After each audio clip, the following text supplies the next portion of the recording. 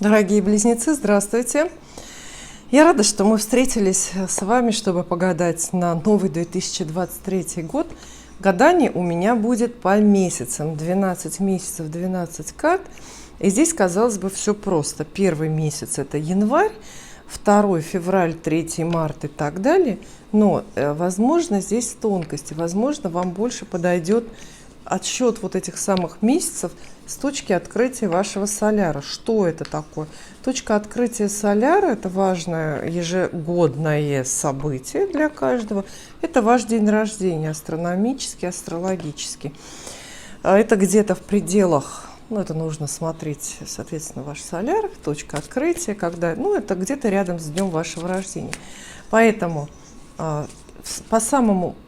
при самом простом таком подходе, да, действительно, первый месяц это у нас будет январь и так далее. Но вы можете ориентироваться вот на свой соляр, то есть более это будет немножко посложнее, но более оправданно с астрологической точки зрения, да. Соответственно, если вы родились, например, 1 июня, то для вас первый месяц будет июнь. А если вы родились там 10 июня, то для вас первый месяц будет это время с 10 июня до 10 июля. Вы поняли, да, смысл? Я абсолютно здесь не рекомендую, например, чего-то вам. Смотрите сами, как вам удобнее или как вам кажется, вот для себя это более оправданно. Соответственно, если вы выбираете вот второй счет времени, отсчет от вашего соляра, тогда смотрите, посчитайте так вот на пальчиках, какой месяц по счету будет для вас январь, например. И так легко будет сориентироваться. Итак, я буду их называть по календарному, естественному. Я думаю, что для большинства это более приемлемо и удобно. Итак, первый месяц для близнецов, январь. Первый месяц, что несет? Советы, предсказания карт. Так, девятка пентаклей. Очень хорошая, стабильная карта. Она обещает вам порядок.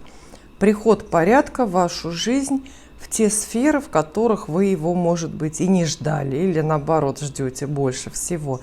Система. Исполняются обещания. Появляются люди, которые до этого отсутствовали, а были вам, тем не менее, нужны. Появляются деньги, разные ресурсы, средства вам для того, чтобы воплощать, завершать или начинать какие-то жизненно важные ваши проекты.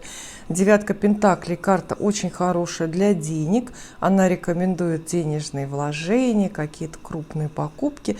Вообще рекомендует создавать какой-то правильный материальный задел на будущее, например, вкладывать деньги, инвестировать во что-то, откладывать, копить и так далее. Для некоторых, тем не менее, дел и для некоторых вещей девятка пентаклей может быть плохой, потому что она застойная, она без движения. Это опять же те же самые деньги, если вы хотите перемен, чтобы поменялся источник доходов, чтобы источник расходов поменялся тоже. Девятка пентаклей говорит: нет. Не теперь. Здесь все стабильно, идет все очень по накатанному, все как здесь какая-то рутина есть в этой карте, знаете, система. И она то же самое как раз вам советует. Она рекомендует очень относиться серьезно, ответственно, по-взрослому к выбору января и выбирать синицу в руке, а не журавля в небе. Например, выбирать постоянную гарантированную зарплату, хоть и небольшую, но не бросать ее в пользу какой-то там эфемерной, воображаемой будущих каких-то миллионов, например, если вас даже куда-то зовут. То есть карта очень просто стабильная, это карта правильных продолжений. Считается не очень хорошей в гаданиях на любовь, потому что это карта холостяков и старых дев. Знакомство может быть у вас с холостяком. Знаете, все мечтают познакомиться с холостяком, да, потому что жена-то никому не нужна. Но тут по девятке пентаклей идет тот самый убежденный холостяк, который, как известно, ни на ком не женился и на вас тем более не женится. Девятка пентаклей может также описывать с успехом подобную вашу позицию. Это ваше нежелание связать себя узами брака, кому-то что-то обещать, ваше нежелание просто вступать в романтические отношения. Это ваша жизнь, самодостаточная и закрытая, и это вы, когда вам всего хватает, и другие люди вам не нужны. Чужого не надо, но и своего не отдам. Причем речь идет о времени в первую очередь, да? Не хочу ваше время тратить, но и своего тоже не отдам. Вот такая вот. Это первый месяц, январь. Далее февраль у близнецов. Но денежная. С деньгами будет все хорошо. Февраль. Семерка мечей. Опасайтесь неискренности и чьих-то злонамеренных нападок. Разные подковерные интриги в коллективе и нечестные отношения, нечестные разговоры. Они могут быть даже в семье, среди друзей. В общем, среди людей, от которых вы этого даже не ожидаете. Мелкие обманы семерка мечей описывает. И вам рекомендуют тоже выбирать для достижения целей достаточно обходные пути. В гаданиях, кстати, на здоровье вот такие вот мелкие мечи – это часто необходимость в здоровье вмешиваться. Уколы могут быть, ну или какие-то еще другие вот такие вот вещи. Далее март. В марте ждет вас какое-то боевое настроение. Королева жезлов вам достается, это работа. Часто королева жезлов обещает вот именно новую работу, образование нового дела, то есть приход какой-то вот новой задачи в вашу жизнь. Часто эта задача просто профессиональная, это для вас новая должность, какие-то новые рубежи, назначения. Март обещает быть месяцем деловым, возможен карьерный прорыв, вообще какой-то социальный такой прорыв, время социального роста, время, когда вы привлекаете к себе внимание других людей, когда за вами кто-то хочет следовать, кто-то хочет на вас походить, брать с вас пример. А еще это крупная фигурная карта, это просто деловая женщина. Сама по себе она к вам может относиться довольно нейтрально, но она несет, тем не менее, какую-то идею, какую-то мысль. Это может быть женщина, которая вас зовет бизнес делать, зовет опять же на ту же работу, которая просто вселяет в вас веру в будущее, энергию, оптимизм, потому что это огненная женщина. Все огненные люди в нашу жизнь являются, чтобы нас куда-то позвать, чтобы нам сообщить энергию, импульс какой-то. Потом они обязательно испаряются, но мы все равно им говорим за это чаще спасибо. Вот. У вас может появиться подруга, какая-то коллега, с которой интересно и легко работать и так далее. Далее апрель для близнецов.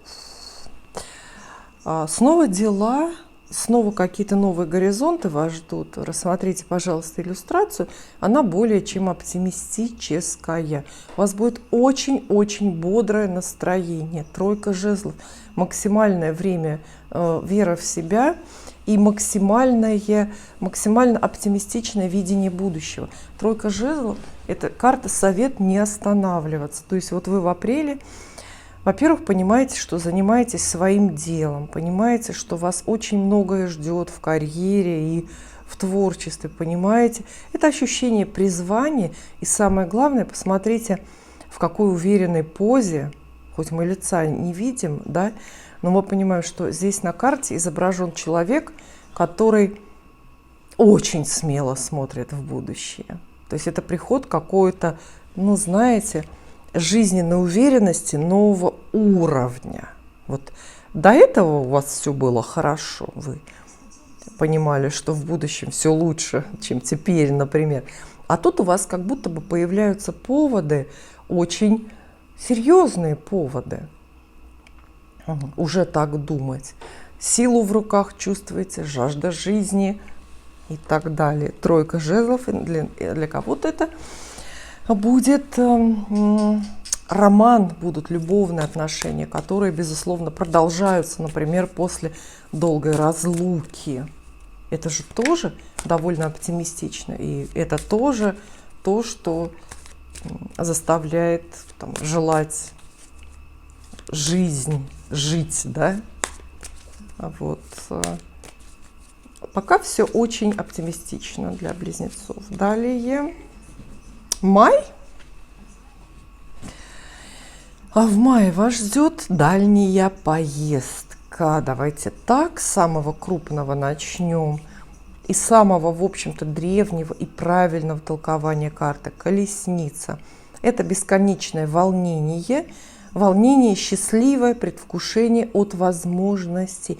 И, как правило, это выливается для нас в дорогу настоящую с самолетами, билетами и прочим. Либо дорога это метафизическая, то есть это смена обстановки, смена окружения. Для кого-то смена работы, смена даже области деятельности. Но колесница, случайная удача, ветер перемен подхватывает близнецов. И кого-то он перемещает, например, жить на другой континент, а кого-то перемещает просто на принципиально другую работу или в какую-то другую область бизнеса. Все смешается у вас в мае.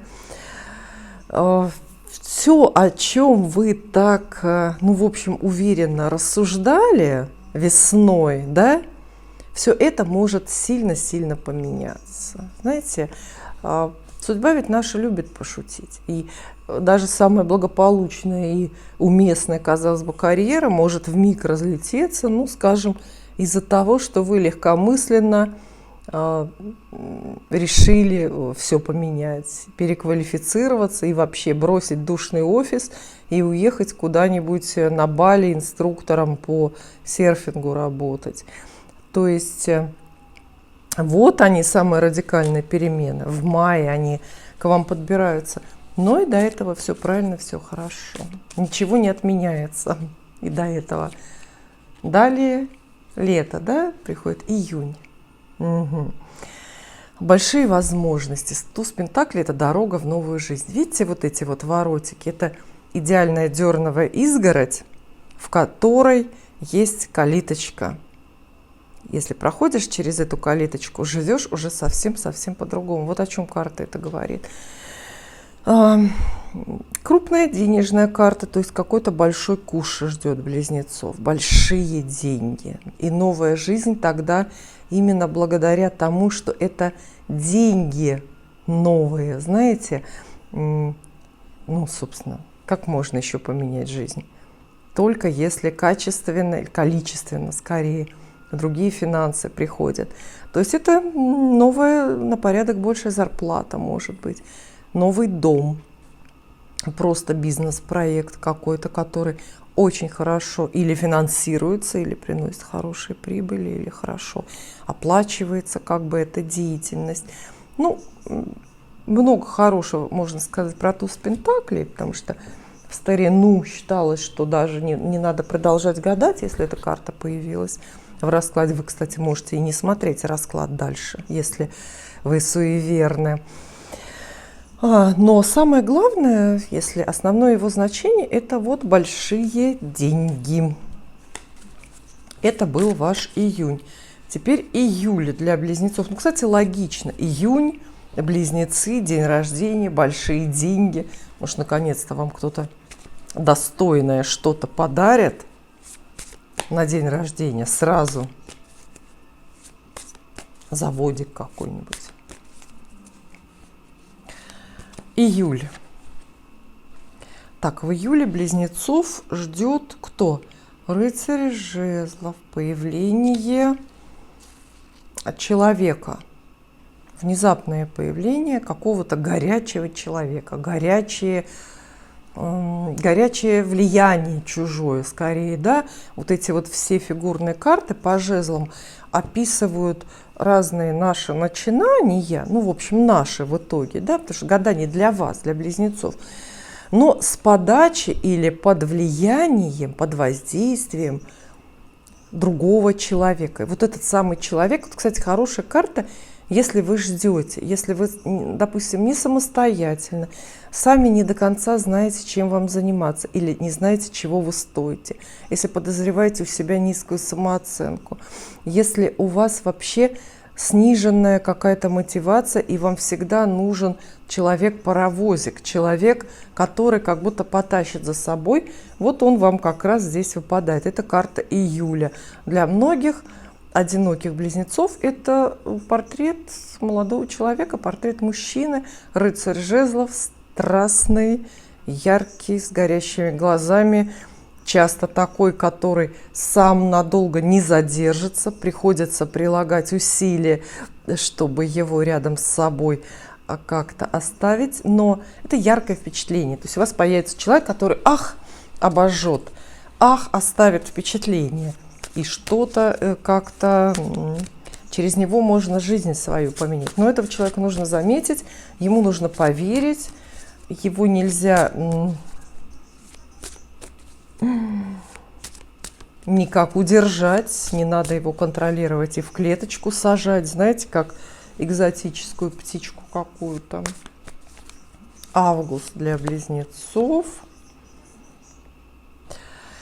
Хлопотное время и время некой конкуренции. Вообще все это вместе, вот этот вот рыцарь появился, потом пятерка жезлов, описывает для вас какой-то конкурс. Это может быть именно конкурс, как профессиональное соревнование. В буквальном смысле часто для многих это конкурс, это необходимость или повод победить коллег, там, каких-то конкурентов или партнеров по бизнесу. И в целом вот конец лета, эти две карты описывают для вас хлопотное время, когда вам приходится спорить с равными и доказывать, чего вы стоите. Часто это доказывание связано, конечно, чаще всего с профессией, когда вы работаете или когда учитесь. Вот, например, пятерка жезлов – это бывает поступление, куда-то учиться, поступление на учебу в какое-то престижное заведение или поступление на работу, когда рассматривают вас в числе прочих достойных конкурентов. То есть это какой-то честный бой для вас. Карты описывают. Скорее, если вы будете сражаться честно, то шансы победить у вас тоже очень даже велики. Но, знаете, мы тут можем просматривать определенное соответствие месяцев и карт домам гороскопа. И тогда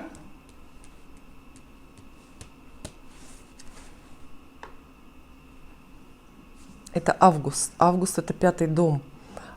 Это ревность в любви, борьба за любовь. Даже не ревность, а скорее конкуренция за любовь. Вполне возможно, вас ждет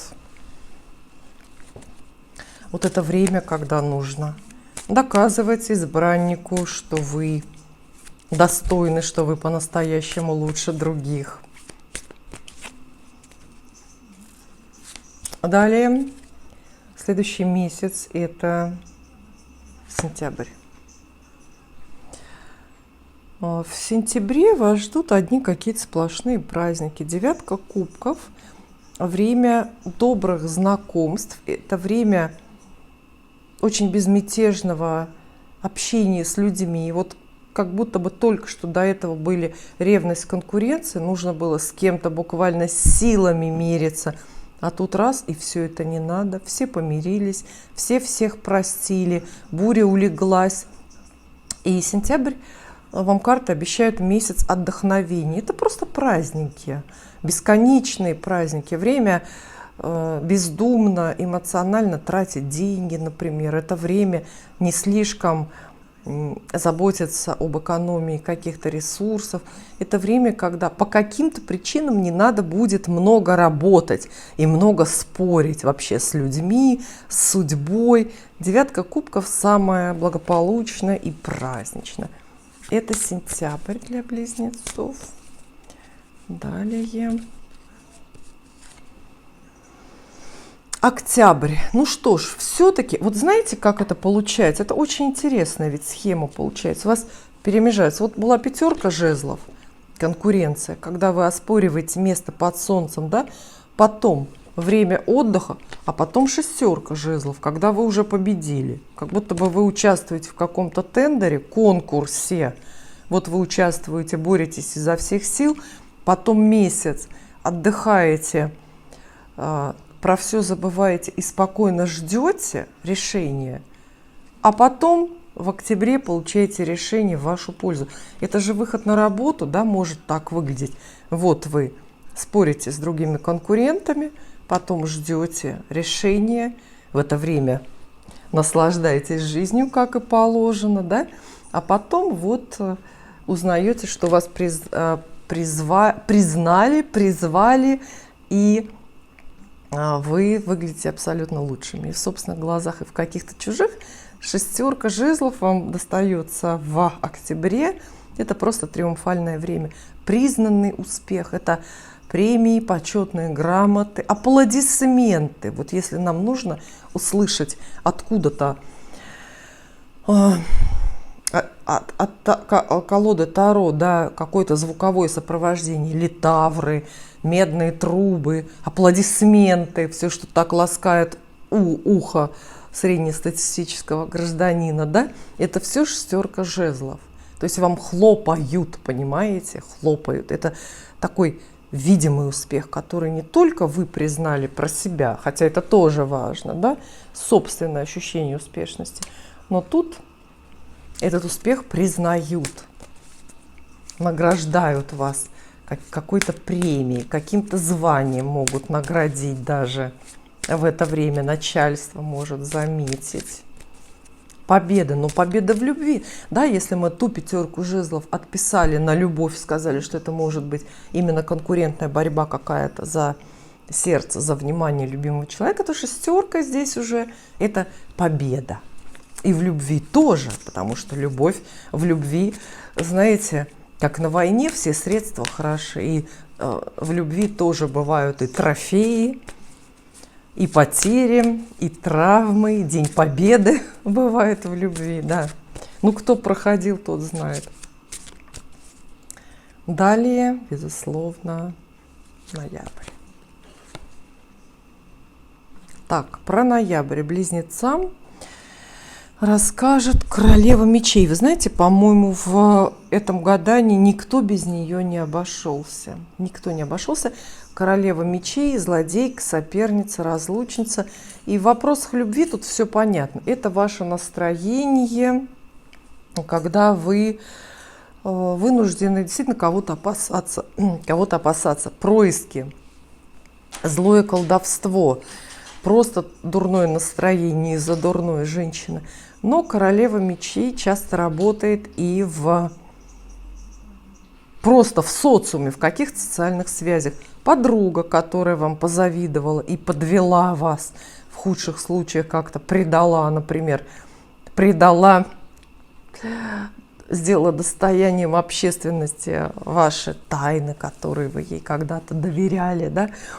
Королева мечей это может быть и ваша коллега, которая мешает вам продуктивно работать, а может быть тайком жалуется на вас начальнику. В общем, ноябрь нам выдает какие-то активные дурные происки в отношении вас со стороны какого-то человека, конкретного человека.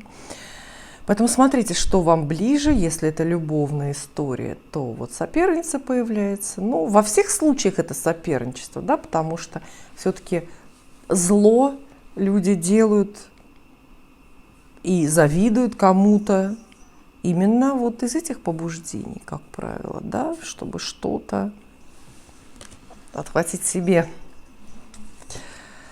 И декабрь, то есть, по сути, королева мечей предупреждает близнецов быть внимательными, не слишком доверять людям, которые притворяются даже близкими друзьями. ценить то, что имеете, потому что